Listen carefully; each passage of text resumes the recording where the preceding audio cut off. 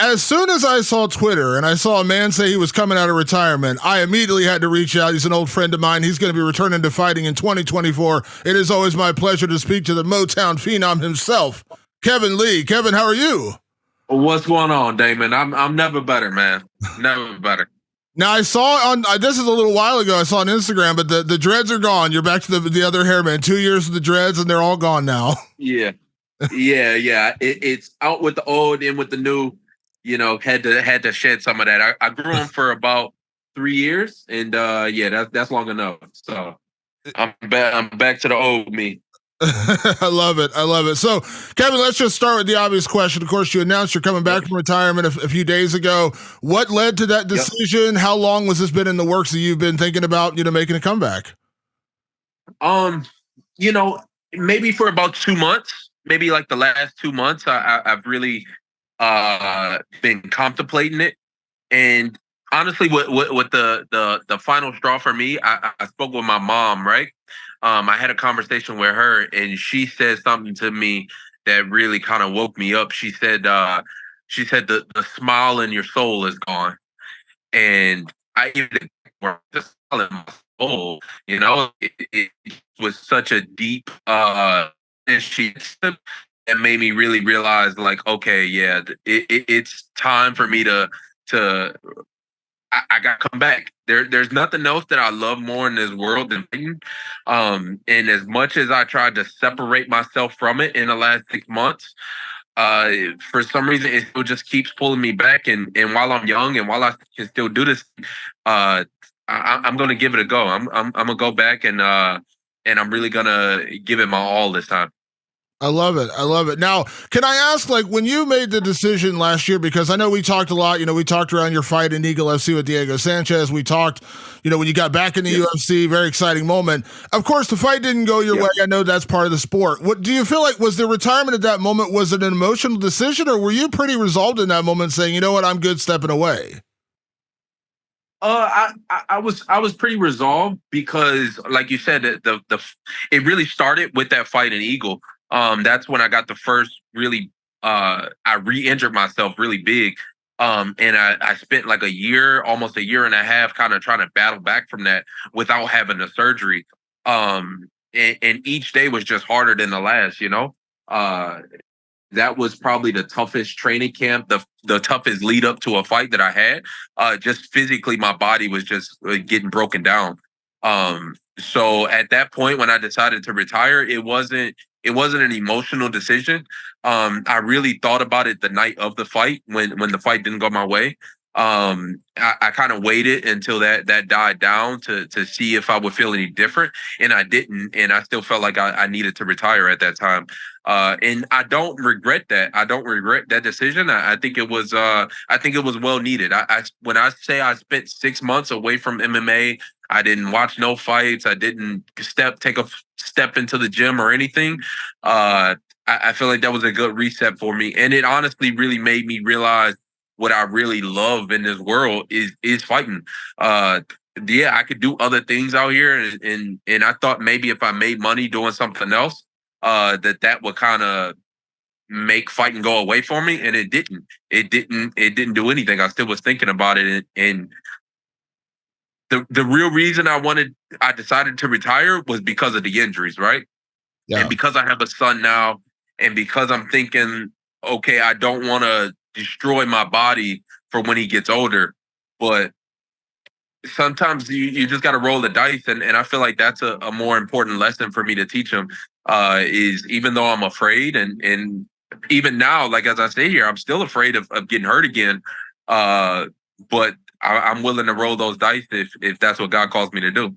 Yeah, and I know that we talked like after the Diego Sanchez fight, like you've had like with your knee injuries, it's like, what can go wrong will go wrong. You just had so many issues with that. I know coming out of the fight with Renat, you had said you're probably going to need another surgery. Did that happen? Like, what was the injury you're dealing with? I know you said in your retirement video, like another injury happened. Yeah. I retore my ACL, so I had surgery September 12th. So right now I'm about 4 months out from the surgery day, 4.5 months. But I'm getting stronger, and even during my retirement, I stayed in a little bit of physical therapy. Nothing major and nothing crazy. But I'm getting stronger. Is that one of those things where, like, in that moment, because your knees, like, you've had so many surgeries on that, is that like it kind of Yeah, dispirits you, right? Like, you're just like, man, like, I can't, like, I just can't keep going. Like, it wasn't like, it's not like you're out there doing crazy things, like you're sliding on ice and, injured your knee, like you're yeah. playing football. Like, it just keeps happening. Yeah, I mean, and anybody who's an athlete knows it's a difference between being hurt and being injured. And dealing with injuries is a whole different ball game, and it takes so long to come back from them. And that recovery process is just so long. And no matter how tough you are, if you get hit without an ACL and your leg is locked out and it's just bone on bone, you're bound to go down. Especially if you're getting hit by one of these super tough, super strong guys. So, that's just what it is. But I still feel like I'm young enough to where I can recover from it. And now that I've cleared my mind and I've cleared my body out of any substances or anything like that, I feel like this next slate is gonna be my best.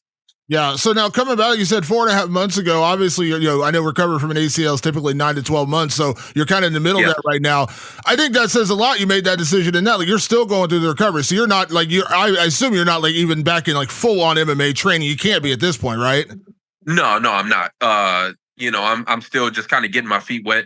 And like I said, the announcement was more for myself and for other people just to know that I'm throwing my hat back in the ring, but that don't necessarily mean I'm gonna take a fight in 2 months or 3 months. It's gonna be a little bit of a warming up process to get back in there. Yeah. Would you say that both of these decisions, the retirement and the comeback, there's a little bit of accountability in there? And I know the reason I say that is I've talked to a couple of fighters who say, like, when they announce they're retiring before a fight, they're like, I'm trying Mhm. to hold myself to that, like, so I don't go back on it. Cause in the moment, you're in Yeah. the heat of the moment, you're excited, it's like all the adrenaline's pumping, and you kind of Yep. forget about, oh, yeah, I got these responsibilities or I've dealt with these injuries, whatever. Would you say, like, announcing you're coming back is like also holding yourself, like, responsible, saying, hey, I got to work my butt off now to get ready Yeah. for the comeback? Yeah. Like you said, you kind of hit the nail on the head for both of them, really. For retirement too, because I'm so used to this. This is what I've been doing since I was 18, and anybody who knows me knows I work hard. Uh, so if I never announced that I was going to be retired, I know myself I was going to be right back in the gym, even if I was taking care of businesses outside the gym, even if I was selling things and I was doing other stuff, I was still going to be in the gym. So me announcing that I was retiring, that kind of solidified it in my own mind to okay, you really can take a step away. MMA isn't it's a sport, but at the end of the day, it's really not. It's a lifestyle. It's fighting. It's so much more to where even if you don't got a fight coming up or anything, you're still constantly thinking about it. And me announcing that I was retired really finally kind of gave me that break to where I didn't care what I was eating. I didn't care what I was doing. Yeah, when I said I was retired, I really meant that. And now that I'm saying that I'm not, I really mean that. So I'm it changes my whole lifestyle when I say these things. Yeah, it's funny. I talk to people about this all the time when they're like, "Oh, did you watch this fight or watch that fight?" And I was like, "I love MMA. It's what I do for a living, but sometimes I need to Hmm. step away, like go to the movies or go to a concert and just like get away Yeah, from it." As a fighter, when you're in the middle of your career, like you don't really get to do that. Like you're always, like, even when you're yeah, recovering from a surgery, you're still thinking about, well, I got 9 months recovery, I got 6 months recovery, I yeah, got to work towards this, I got to work towards that, I get my weight down. I remember one of your old opponents. I talked to Michael Chiesa at one point. And he said I would spend months just cutting weight, like I wasn't even training. I yeah. just had to keep my weight down to fight at lightweight. All these kind of things. So, can I imagine, like in a weird way, like was the break good, and it also gave you perspective to say, yeah, I actually do miss it.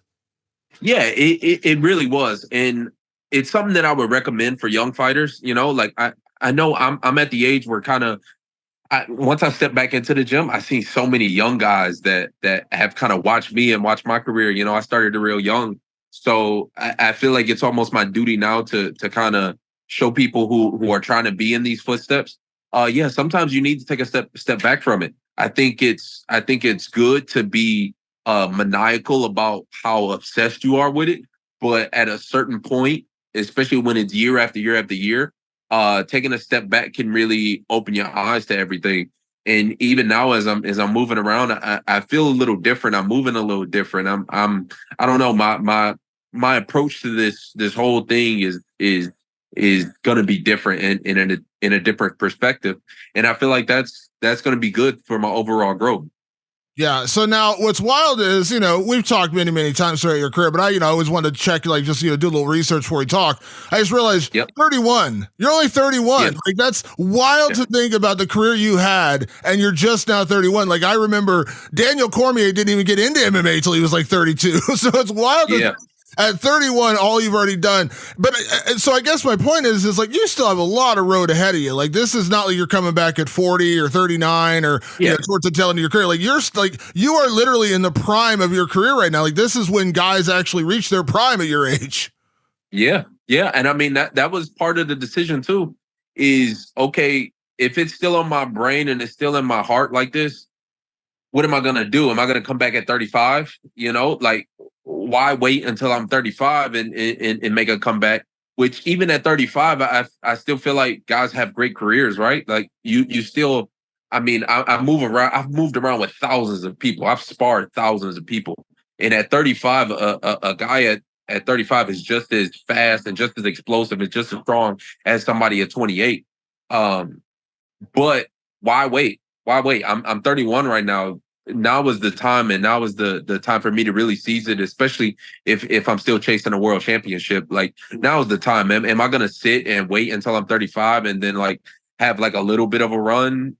But I feel like my number one thing is not to live with no regret. I don't want to get to when I'm 40 years old being like, damn, if only I had really, really tried, if only I had really like not got sucked up into drinking too much and smoking weed and doing all these things and letting the money get to my head. If only I'd not done that part, what could I have been? And that's the point that I'm at right now. It's what can I do? I think if I really, really focus in and buckle down on this thing, that I could be a serious world champion. And it's not me trying to live up to somebody else's expectations for me. It's more just me trying to really see what my true potential is as a human being, not even as a fighter, as a human. Just what can I really do if I really tried? And that's one of the things I'm about to realize. Yeah, I love that attitude because again, there is, you're still very young, but there is a limited window. Like you can't decide to do this at 45, and like you said, you live with regret at that point. Now, like you're coming back, you're going to fight again. You still got a big career ahead of you and you're not going to have that question 10 years from now. Like, man, what if I had done it? Like, what if I had come back and made another run? Like that's something you're not going to have to worry about now. Yeah, exactly. And do it in the right way, without my pride getting in the way too. When I just came back to the UFC from going over to Eagle, I'll be honest, I took that fight purely out of pride. My knee was torn to shreds. I knew that. My team knew that. The UFC really probably knew it. And I was just going to buckle down. I was just going to take the fight out of pride. It was more so let me go out on my own terms. And even though I went out face first on the canvas, that's not necessarily a good thing that I wanted to leave to people, but that was purely out of pride. This time is going to be something different. This time I'm going to really take care of my body and not try and step in there against one of the best people in the world and not truly prepare. It's one of the reasons why I'm going down in the weight class too and making myself cut the weight. I feel like I got a little soft with cutting weight at some point in there. I think after some terrible weight cuts or some weight cuts that went, south.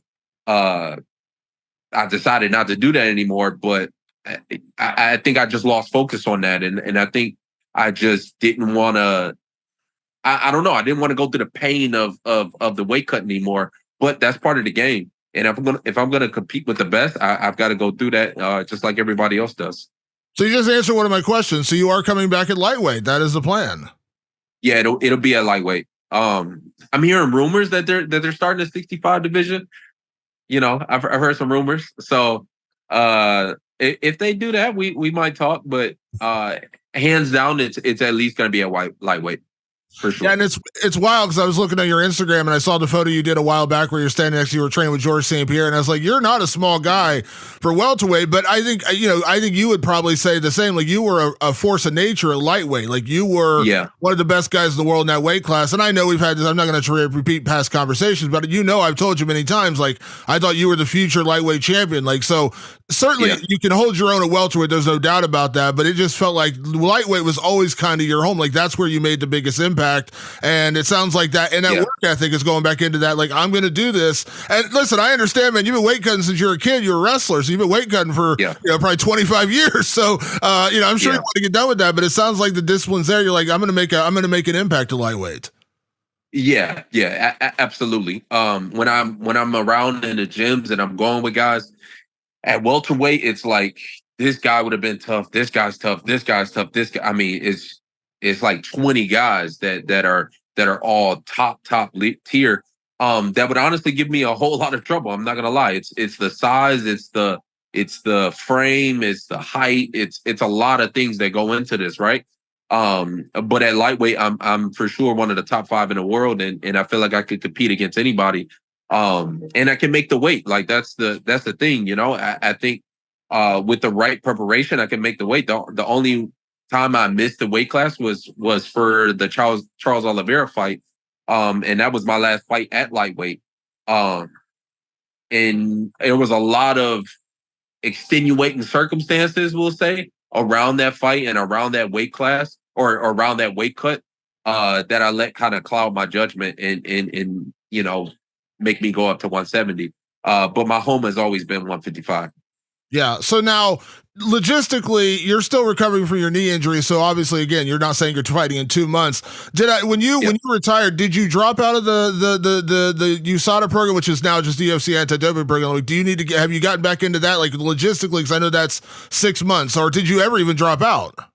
No, I dropped out of it from being retired. There's certain things in the contract once you say you're retired that you got to kind of stick to. I don't know. That's something that we're gonna kind of solve in maybe March or April. Right now, it's just gonna be about getting healthy and getting in really like absolutely fantastic shape, in the best shape of my life, and then from there, then we'll make decisions on signing contracts and exactly what we have to do logistically in order to step back into the cage. Like you said, this isn't something that's just going to be a 2 month, 3 month thing. It's going to be another 6 months or so before you see me actually step back into the cage.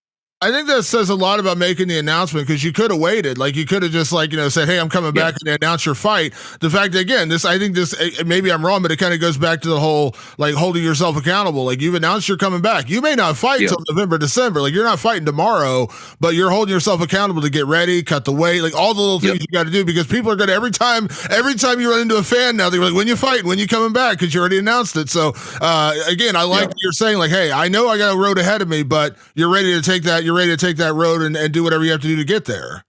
Yeah, and that goes to the lessons that I really want to leave for my son and for people who look up to me. I realize I've got a lot of people that actually look out for my best interest.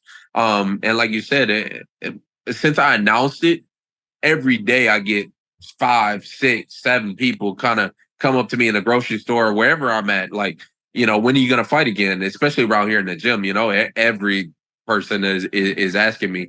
And yeah, it's exactly that. It's accountability. It's making sure that when I say I'm gonna do something, I'm gonna do it. Even if I gotta work as hard as I possibly can for 6 months without an end goal in sight. I'm still working towards that goal, and that's something that I kind of those are the lessons that I want to leave my son. Not just oh, can you be tough? Can you kind of overcome your fears? Can you do this? Can you do that? No, it's having the discipline to stick with what you say that you're gonna do, and you're gonna do it every single day, regardless of what other extenuating circumstances is out there. I'm still in the gym and I'm still working towards my final goal, even if it seems like it's far out of reach. I'm still gonna do it every single day, and those are the things that I want to take with me. Now you said something earlier, like when you came back to the UFC and fought Renat, you jumped right back in the deep end. He's a very, very good fighter. Yeah. There was no warm up fight, none of that. Now we all know, you coming back day one, you're a big name in the division. You're gonna have a lot of guys Yeah. that I want to fight Kevin Lee because, of course, you were always one of the big names in the division. But in terms of your thought process coming back, like, is there part of you saying like you're willing to work up that ladder again? Like, you're not like on day one, you're not saying, I got to call out Islam. It's more about like, Yeah. are you willing to take that journey again? Because obviously you come back, you've been at welterweight for a little while. You're coming back to lightweight. The division's changed a little bit. Can I imagine like that's the attitude? Like, you're going to work and get to where you need to go. Because again, I think we all pegged you as a guy who was going to be champion one day. Yeah, absolutely. I don't know how many fights it's going to take me to get there. It's something that I'm not even necessarily giving too much thought to. I feel like I'm gonna kind of let my management do it. I've got a great manager in Ali, and I'm gonna kind of let them worry about that part of it. You know, uh, no, maybe it might take 3 fights, maybe it might take 6, maybe it might take, I don't know, but I know there's a lot of fresh blood in the division, but there's not a lot of big names, and there's not a lot of people that really catch people's attention. Even me speaking as a fan, I don't really know a lot of these new lightweights that have been around, and a lot of them are untested. I've got a lot of. It's funny because a French journalist was just in the gym today asking me about a guy who I had never really heard of before. And I said he needs to be tested. A lot of these guys they're untested, so it's hard to draw an opinion on them. So I think I give a lot of value to the division. I think regardless, you can't take away what I've done in this sport. I've fought a lot of the tough guys and a lot of the top and elite guys. So I feel like that's a big step up in for any of these guys, really. Yeah. Now you told me at the beginning when you had that conversation with your mom was when you kind of realized like you missed the sport and you wanted to come back. Now that you made this decision, you said it was a couple months ago you started thinking about it. What did your mom say to you when you said you're coming back? Did she see that smile in you again? Nah, we ain't even talked about it yet. Nah, no, we ain't had that one yet. Yeah. No, she told me that, and it stuck with me. And yeah, we ain't had that conversation yet. We will though. Yeah. Yeah. So now I got to ask you, you're coming back. And as again, I'm not going to sit here and like ask opponents, but I got to ask your opinion because we always talk about potential matchups. I got to ask you, what do you think? I always like to get your take on this. What do you think about? I know we talked for years about you fighting Conor McGregor. That was one of the fights out there, and we always said you'd be kind of like one of the worst matchups for Conor. Conor's finally coming back fighting Michael Chandler. I know Michael Chandler's a guy you probably trained with down at Killcliff. He's one of your teammates. What do you think of that matchup? I wanted to ask you specifically, not only because you always talked about Conor, but I know you train with Chandler. I assume you've trained with Chandler. Yeah. So I get to see Chandler day in, so it's kind of like it kind of sucks for me, right? Because I think Chandler's going to win it. So that kind of takes I don't know. It doesn't necessarily take the Conor fight off because I think if Conor sticks around, I think it's more if he can accept defeat and still want to keep pursuing this and keep going. Those are kind of the question marks. I think if he loses, and that actually might be a good fight for me. And I think there's a lot of circumstances around that fight that are unclear for everybody, right? Like we don't even know what weight class they're fighting at. We don't know when exactly they're fighting. They say like the end of June. That's the rumor that I'm hearing, June 29th, which would line up for my date to come back. So I don't know. It's interesting though, right? I mean, there's a lot of moving pieces, but there's a lot that's kind of still up in the air. We kind of got to wait these next couple months and see how this whole thing plays out. But honestly, I'm rooting for Chandler. I think he can get the job done. And where the chips will fall after that, who knows? We'll see. Yeah, we always loved that matchup back in the day, and hey, it's still out there, still a possibility. You're still a name, Still so a it's still a possibility. possibility down there. Real quick before I get you out of here, Kevin, you know, we talked a lot during your career. About a year ago, I did an interview with another Lee. I did an interview with Keith Lee. We were talking about Yeah. his transition coming from fighting into his TikTok channel, becoming a food critic, and I knew you posted about him not that long ago, just saying, you know, how proud you were of your little brother. Is it Yes. wild to think how far Keith has come? Like when I interviewed him, he told me that he started doing the videos to get better doing interviews because he was in the middle of his career and he's like, I was real nervous Yeah. doing interviews, so I just did it to get better doing interviews. And now he's like one of the most influential food critics in the world. Is it wild to see what your brother's doing these days? Yeah, it's crazy, huh? It's crazy. I mean, it's wild just to see him grow into a man, you know. And that's what he is now, which is wild because I still see him as my little brother, right? But he's really become a man in his own right. And I don't just mean like with the accolades and the success and the money and all that stuff. Like all that's cool, but you know, he take care of my parents. He take care of my nieces and I mean, he's really become just a really just solid person overall. And my love for him just keeps growing. So yeah, it's awesome to see all the accolades. It's awesome to see like people really, you know, him really put himself out there. Even as my younger brother, that's something that I kind of admire in him, his willingness to put himself out there, right? For some reason I don't have that. I don't know. I try, bro. I really do. I'm not gonna lie to you. And it's easier for me to do these type of things, right? When I'm speaking with somebody, but when I just turn that camera on and it's just me in front of it, it's just there's something I don't know. There's like a disconnect. There's something missing. There's something that I don't. I'm not vulnerable enough to just put myself out there like that. I don't think a lot of people are, right? And I think that's one of the things that have really skyrocketed him. But it's awesome to see the growth. It's awesome to see him become just comfortable in himself. And it's something that even I admire it, you know. So it's some I definitely want to take some lessons from him and from the way that he's done this thing. Because even if I'm coming back to sport and that's the number one thing, at the end of the day, you do got to pay the bills. At the end of the day, streaming is a huge thing.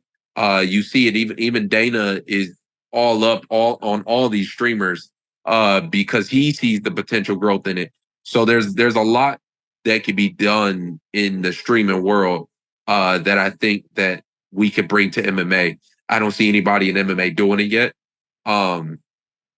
Yeah, I will want to learn some tips and kind of, yeah.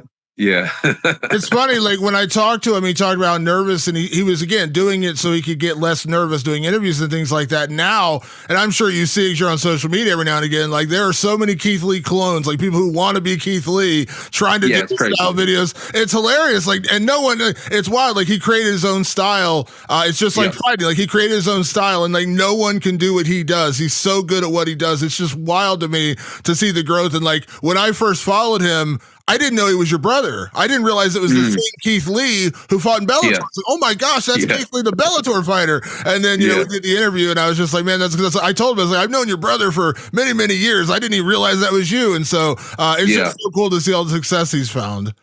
Yeah, he's honestly, he's always loved social media from, I mean, maybe since he was like 20 years old. It was the first time like he's always honestly really been into it. It's just once he decided to stop fighting, he pulled the trigger on it. He's like, okay, if I'm not gonna fight, then this is what I'm gonna do, and this is what I'm gonna do every day. And yeah, I mean, I gotta take my hat off to that. Like he was really able to do it, and he was really able to stick through with it. It's something that I wanted to do when I decided to retire. You know, I got into selling things and I got into real estate really heavy, but none of that really piqued my interest too much. You know, I wasn't proud of it. I feel like he's doing something that he's really proud of, which I love. I mean, I love it for him, but the only thing that I've ever really been proud of is fighting and what I can do with my body.